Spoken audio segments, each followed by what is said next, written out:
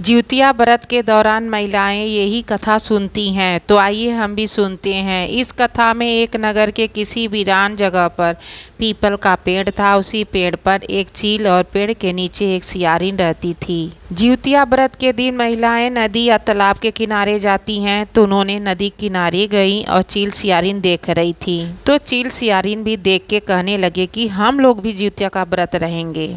जिस दिन ये व्रत था उसी दिन नगर में किसी की मृत्यु हो जाती है। उसका शव उसी वीरान स्थान पर लाया गया। सियारिन शव को देखकर व्रत की बात भूल गई और उसने मांस खा लिया और चील ने पूरे मन से व्रत किया। अगले दिन पारण किया। व्रत के प्रभाव से दोनों अगले जन्म में कन्याओं अहिरावती और कपूरावती के रूप में हुआ।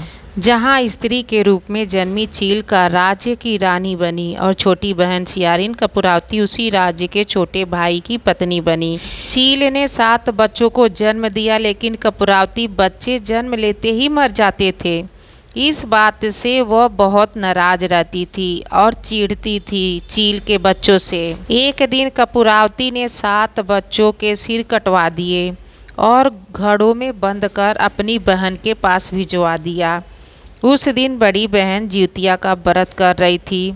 भगवान जुमुतवाहन को याद करके जब उसने 7 घड़ों पर जल छिड़क दिया तो उसके बेटे जिंदा हो गए।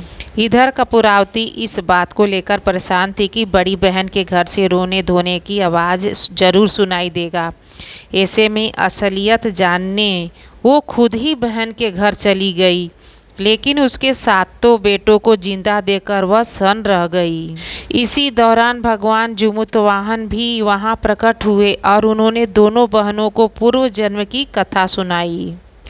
कथा सुनने के बाद कपूरावती को बहुत पश्चाताप हुआ और दुख में अपनी जान गंवा बैठी।